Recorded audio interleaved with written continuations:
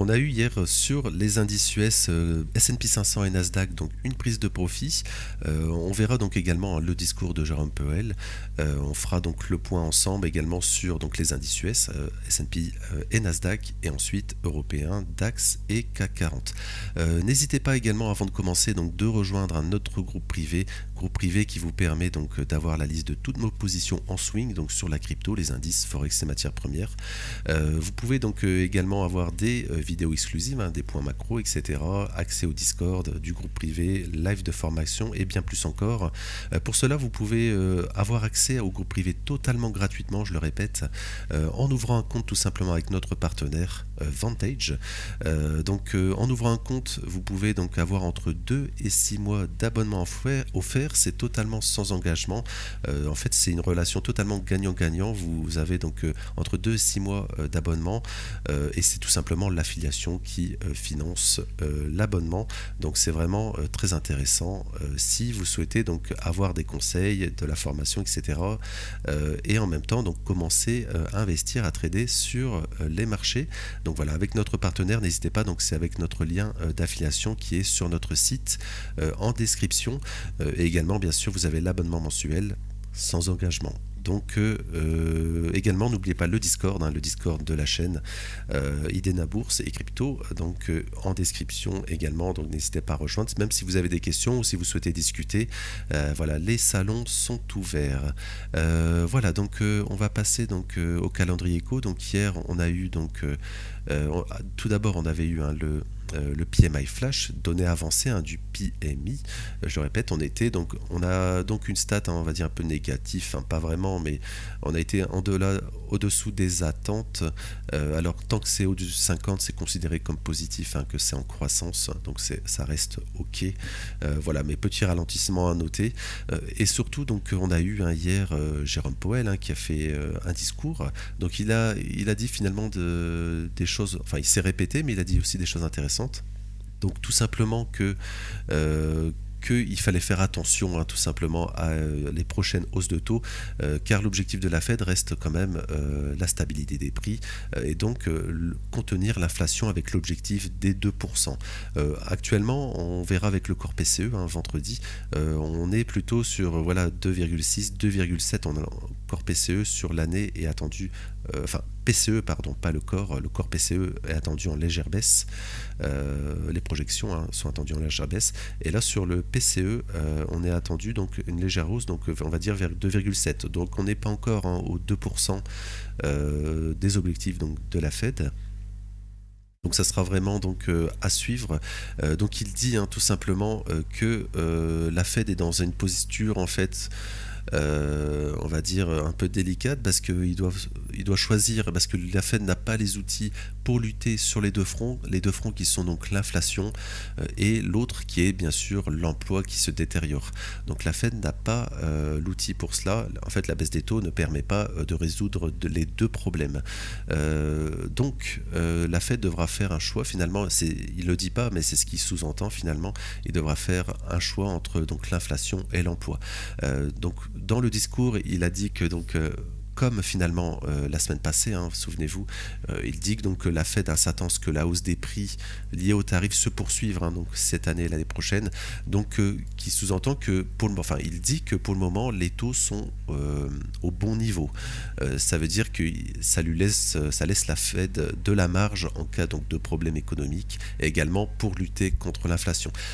Donc ce qui est très intéressant parce que pour le moment on price toujours à cette année deux baisses des taux, donc une baisse des taux en octobre qui a encore à 90% de probabilité et les deux baisses des taux donc à 77%. Donc si on ne baisse pas les taux et que l'inflation est persistante, surtout avec les tarifs, on va le voir prochainement finalement, comme il le dit dans le discours donc, de la semaine passée, l'effet des tarifs qui pourrait être persistant et qui pourrait empêcher donc, la Fed de baisser les taux et donc continuer, donc finalement c'est ça le plus important, continuer à détériorer par choix, parce qu'ils n'ont pas le choix de détériorer le marché du travail.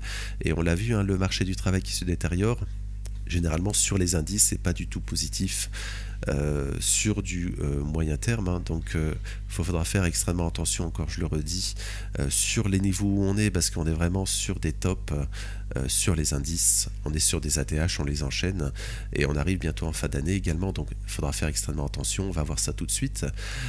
Et donc la Fed, donc pour conclure, hein, la Fed doit faire un choix entre donc l'inflation et le marché de l'emploi, et ce qu'elle sous-entend dans ses discours, c'est qu'elle choisirait plutôt donc sa fonction première finalement, qui est la stabilité des prix, donc elle choisirait plutôt la lutte contre l'inflation, donc peut-être mettre en pause la baisse des taux, hein. Et ça bien sûr c'est pas du tout pricé, hein, je le répète, on price encore 2 baisses des taux cette année. Voilà, donc soit on aurait donc une forte baisse, hein, de l'économie américaine qui pousserait la Fed à quand même baisser les taux. Mais bien sûr, il y aura les effets des tarifs qui pourraient donc faire augmenter l'inflation. Donc voilà, la Fed est vraiment dans une posture très délicate. Et on va suivre bien sûr cela dans les prochaines semaines. Voilà, donc on va commencer, hein, par le SP500 sur le futur. Donc le futur... voilà, on a eu avec le discours, enfin c'était un peu avant finalement, mais donc on a eu une correction hier, hein, ce qu'on pouvait anticiper finalement, enfin on en avait parlé, hein, qu'on pourrait donc corriger en début de semaine, enfin que peut-être que ça serait tout simplement un piège, hein, cette hausse, parce que tout simplement sur le SP500 par exemple, on avait ouvert donc en gap baissier, on va au nord lundi, mardi, et pour le moment on a un retracement, donc on est revenu, hein, prendre le plus bas de lundi, hein. Donc on pourrait avoir théoriquement un rebond, hein, ces jours-ci, on pourrait aller rechercher peut-être pourquoi pas, hein, le plus haut de lundi ici, oui. Alors on a été déjà chercher, pardon, mardi, mais on pourrait, hein, revenir donc sur ces niveaux. Et là, si on a ce scénario, ou même, hein, si on continue à la baisse par exemple, on arrive, hein, je le répète, on arrive en fin de mois et fin de trimestre, hein, mardi prochain. Donc on pourrait avoir une correction, hein, fin de trimestre, ça arrive très souvent. Et si on a une belle correction par exemple, fin de trimestre et fin de mois, il faudra faire extrêmement attention à ce scénario, hein, qui serait tout simplement, alors peut-être pas comme ça, mais voilà, un retracement. Et le mois prochain, en octobre et début du nouveau trimestre, ça serait d'aller chercher le plus haut, donc ici, un 2 septembre, et du troisième trimestre, aller chercher le plus haut. Et là, il faudra faire extrêmement attention de ne pas faire un top sur les indices, parce qu'on pourrait tout simplement retracer beaucoup plus fin d'année et finalement début d'année prochaine. Donc il faudra faire extrêmement attention à ces niveaux. Mais là on parle, hein, sur du court terme, hein. Dans le groupe privé, c'est vraiment du moyen terme. Je répète, du swing, donc sur plusieurs semaines. En fait, c'est prendre, hein, des mouvements comme ici, hein. On avait pris, nous, personnellement, donc sur les tarifs de Trump, hein, sur la panique qu'il y avait eu, sur la prise de stop ici, on avait pris une position sur le Nasdaq. On a déchargé un petit peu, hein, sur le Nasdaq. Enfin, on y reviendra après, mais c'est similaire sur le S&P. Voilà, on a déjà pris des profits, hein. Donc voilà, pour le moment il n'y a pas vraiment de signe de top, donc ça sera vraiment à suivre. Il faudra faire attention de ne pas faire donc un double top ensuite, hein, tout simplement sur les indices US. Ça sera vraiment à suivre à court terme. Et donc à court terme ici, on va y revenir ici. Là, j'étais sur l'indice, voilà, sur le SP500. Voilà, on pourrait continuer. Alors, soit on rebondit, on va dire, un peu aujourd'hui. Il faudra faire extrêmement attention à se faire value gap ici, de ne pas se faire rejeter pour faire une continuation baissière dans les prochains jours. Ou inversement, on pourrait aller rechercher ici le plus bas de lundi, ici un peu des plus bas ici, et pourquoi pas, en fonction finalement du corps PSE qui sera extrêmement important vendredi, avoir un rebond en fin de semaine. Mais voilà, pour le moment, on a donc une consolidation, une prise de profit finalement, hein, après la forte hausse sur les indices. N'oubliez pas donc également, hein, je le répète, vendredi, hein, le corps PCE. Corps PCE, on pourrait peut-être avoir une mauvaise surprise, hein, parce que je le répète, sur les prix à la production qu'ils donnaient avec environ un mois d'avance. En juillet, on était en forte hausse, hein. Et donc là, on aura les données de août sur le corps PCE.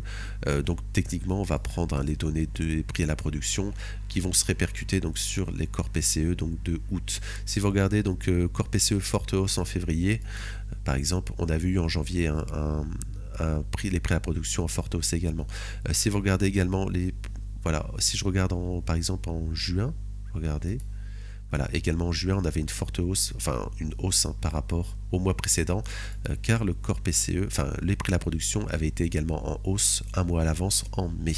Voilà, donc ça sera vraiment parce qu'on price, hein, enfin on attend plus 0,2%, donc une baisse, et donc les prix de la production, etc., nous invitent à penser qu'on pourrait avoir justement une mauvaise surprise sur le corps PCE, et ça serait pas du tout positif hein, pour en plus un vendredi en fin de semaine. Donc il faudra vraiment suivre cela vendredi. Donc attention hein, sur du court terme, hein, si on fait un nouveau top avant le corps PCE par exemple, voilà, il faudra prendre des profits ici, hein, je pense que ça sera vraiment important. Mais bon, nous sur le cours privé, c'est plus hein, du moyen terme, enfin moyen terme, pas vraiment, hein, du plusieurs semaines, on va dire, on va prendre sur du swing, donc sur plusieurs prendre les mouvements importants sur les indices et sur la crypto et les forex. Voilà, donc fin de l'aparté. Donc voilà, pas grand chose à dire, on corrige, on est en tendance haussière.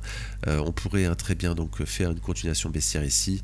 On est déjà venu ici dans le fair value gap 1 heure, donc théoriquement on pourrait très bien faire de la continuation à court terme sur le SP500. Regardez ici, hein, on est déjà venu hein, dans le fair value gap 4 heures aussi. Sur le Nasdaq, je pense que c'est la même chose, hein, oui, totalement la même chose.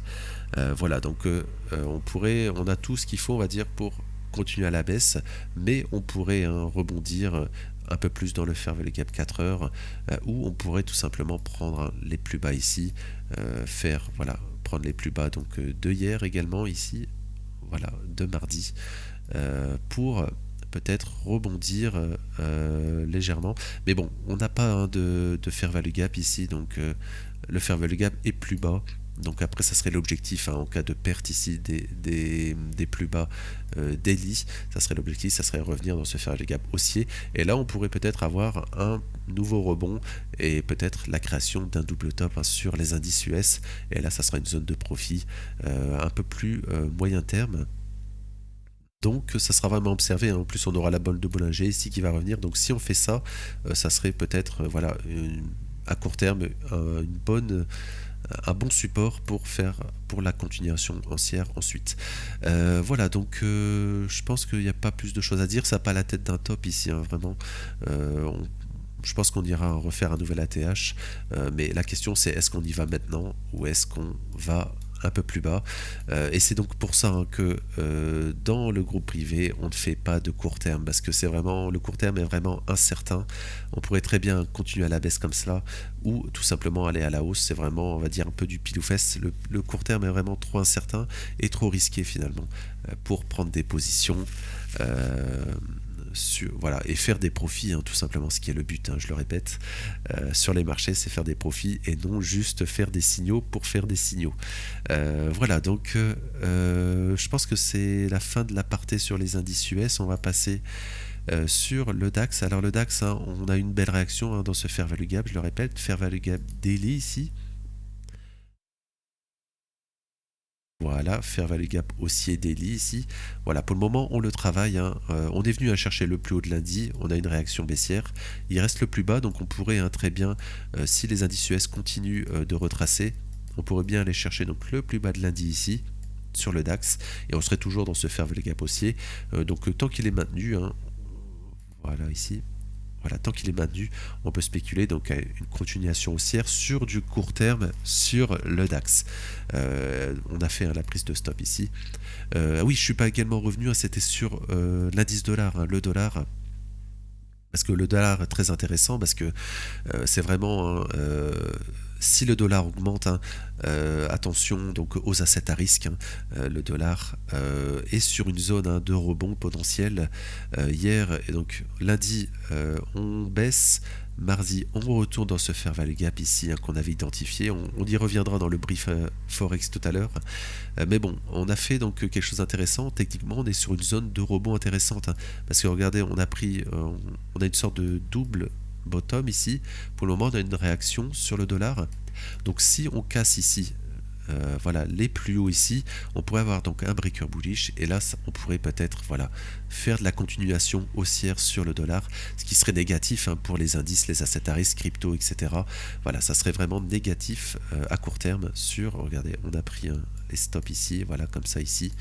Voilà, on fait peut-être cela et ensuite, attention à la cassure ici, si on casse, on pourrait donc rebondir, bien rebondir sur le dollar dans ce fair value gap, hein, je le répète, voilà ce qui est positif hein, pour une continuation sur le dollar, mais ça on y reviendra tout à l'heure dans le brief Forex. Voilà donc le CAC 40. Donc le CAC 40, il a bien rebondi hein, dans ce fair value gap ici. Voilà, on en avait parlé ici en 4 heures ici, fair value gap haussier. On est revenu, donc c'était lundi, on revient, on est venu chercher le plus haut de lundi, donc ce qui paraît probable en fonction finalement des indices US, etc. Ça serait peut-être d'aller chercher le plus haut donc de la semaine passée, oui, c'est plus haut de la semaine passée ici, à court terme. Voilà, mais pour le moment on consolide, donc attention à ne pas faire une prise de stop ici pour ensuite se faire rejeter parce qu'on est toujours dans ce fair value gap ici weekly. Voilà, je le répète. Alors on va nettoyer le graphique.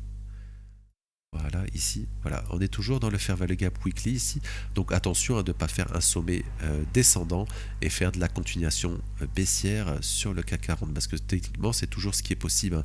Tant que ce fair value gap ici est maintenu, c'est vraiment les objectifs sont à la baisse hein, sur le CAC 40. Voilà, donc attention à pas de faire une nouvelle prise de stop, se faire rejeter et ensuite tout simplement faire de la continuation baissière sur le CAC 40. Alors le fait que ce fair value gap ici 4 heures a été maintenu est positif, ce qui invite à penser qu'on pourrait aller les chercher. Donc c'est vraiment encore une fois le momentum qui va décider hein, sur le CAC 40, enfin sur les indices, quelle direction le marché va prendre. Voilà, je vais m'arrêter là pour aujourd'hui. N'oubliez pas en description hein, notre site internet pour rejoindre le groupe privé. Et je le répète, vous pouvez avoir accès au groupe privé totalement gratuitement avec notre offre Vantage. Vous pouvez avoir donc entre 2 et 6 mois offert et sans engagement bien sûr hein. Vous pouvez même vous pouvez suivre ou non nos conseils, enfin la liste de nos positions, les vidéos, etc. C'est vraiment sans engagement, donc c'est une offre très intéressante. Et également vous avez l'offre d'abonnement mensuel sans engagement. Voilà, donc n'hésitez pas à nous contacter si vous avez des questions. Je le répète, le Discord en description. Je ne l'ai pas dit, mais n'hésitez pas également à vous abonner hein, et à liker, ça soutient énormément la chaîne. Et encore merci à ceux qui le font. Donc je vous retrouve tout à l'heure pour le brief Forex et matières premières et je vous souhaite une belle journée et merci.